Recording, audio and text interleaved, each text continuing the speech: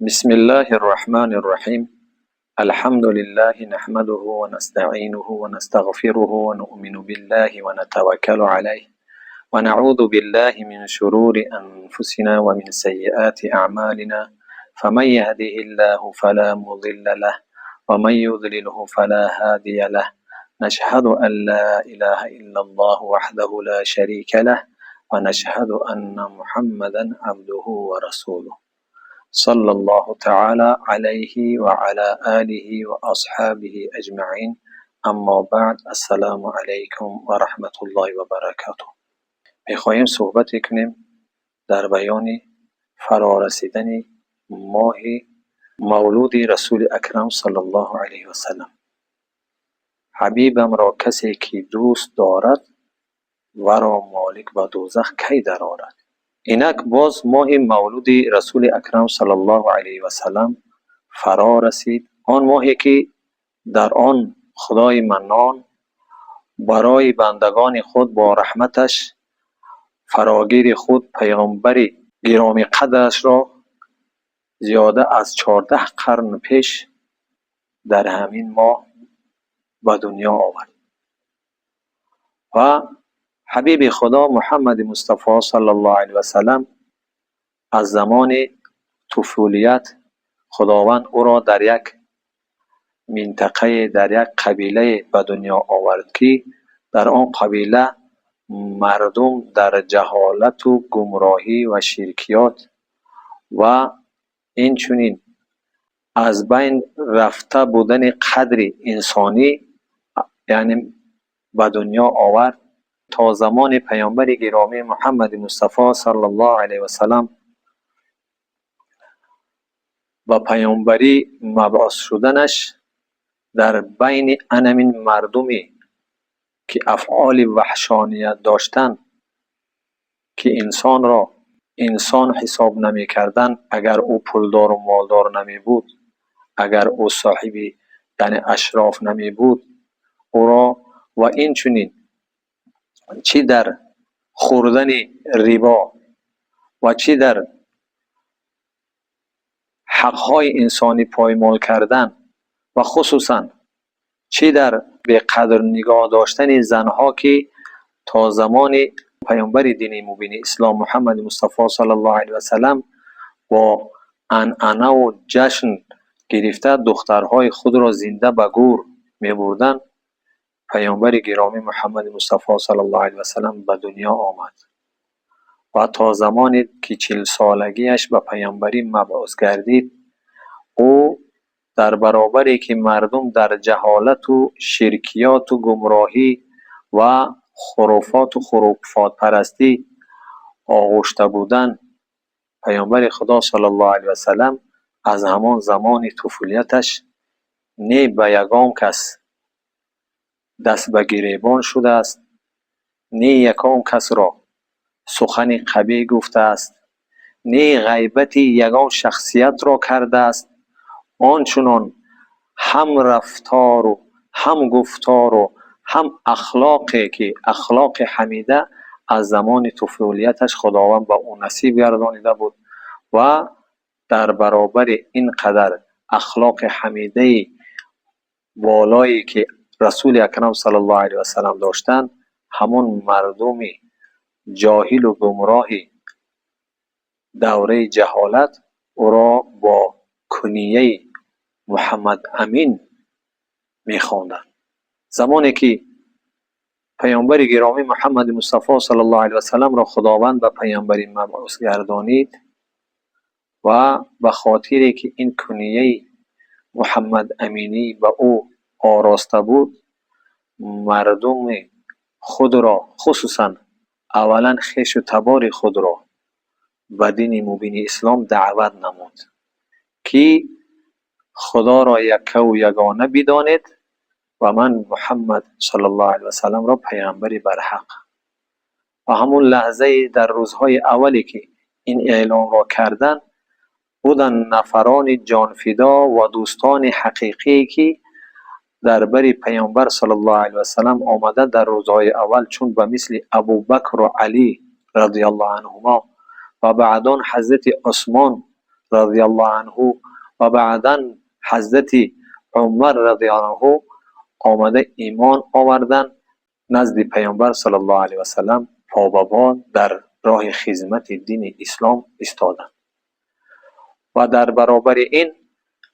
پیامبر خدا صلی الله علیه و سلم را اینقدر شکنجه و عذاب‌هایی که خصوصا از طرف خویش و تبار خودش سر می‌زد، او را مایوس و ناتوان نگرداند. برعکس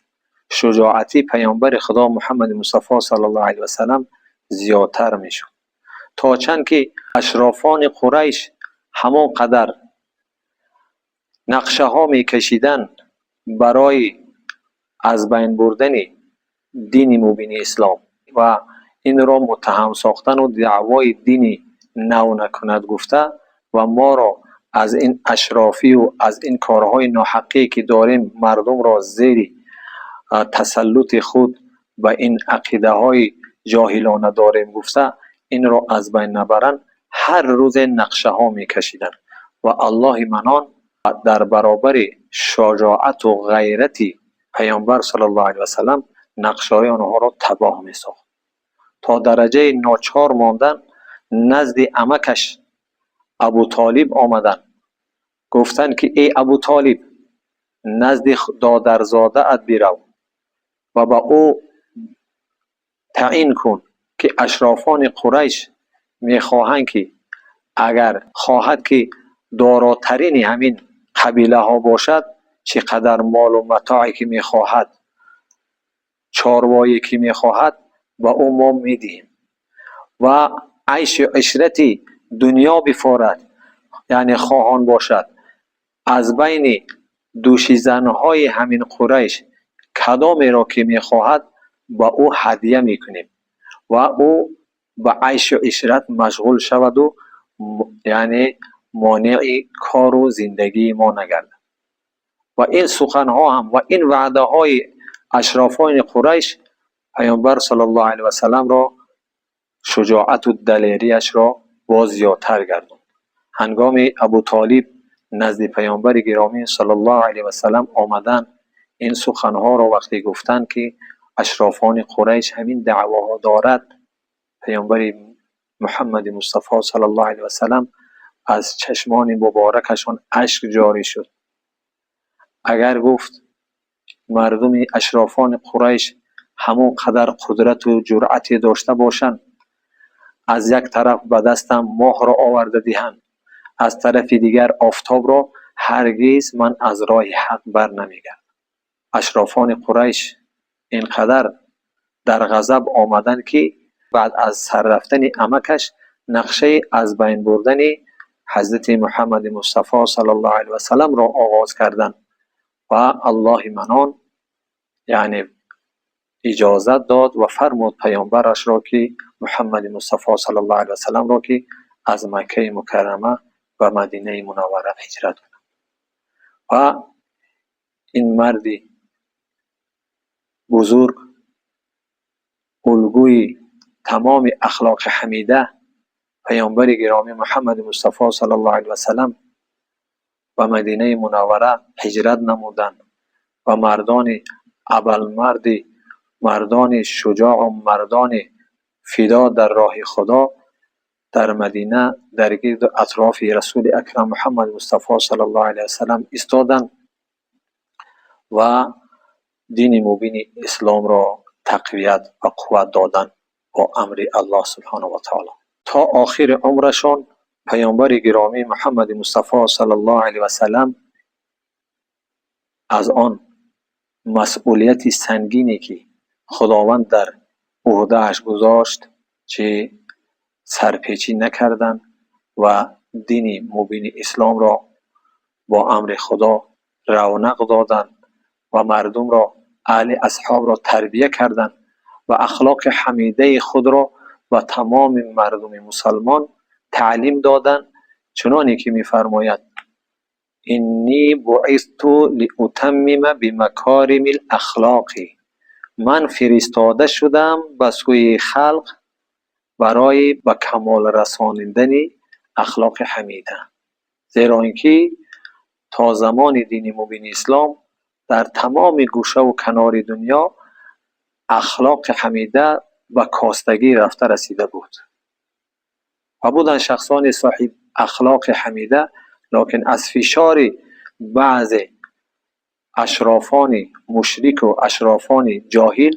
نمی توانستند که مردم را دعوت کنند. یگانه شخصیت بزرگ پیامبر آخر زمان محمد مصطفی صلی الله علیه و سلم که در همان زمان قالب جهالت را شکاناند و مردم را به سوی حق پرستی و حق جویی و حقوق انسانی تعلیم و تربیه نمود. برای همون امروز ما در فرارسی ماه مولود قرار داریم. تمام بندگان مؤمن را و آمدی روز مولود پیامبر صلی الله علیه و سلم تبریک و تهنیت میگوییم و از خداوند منان مسئلت میخواهیم که ما را از جمله بنده مؤمن و امت حبیبش و آن اخلاق حمیده که پیامبر صلی الله علیه و سلم داشتن و به ما تعلیم دادن و تمام اهل خصوصا مردم شرفمند تاجیکستان نصیب و روزی بگرداند. و این چنین در پیش باز آمدی تحصیل طالب علمان دانشجویان از پیش هست، چنانه که همه ما و شما با خبر هستیم. روز 1 سپتامبر روز دانش، روز 1 سپتامبر روز صلح است. یکی از جشنواره‌های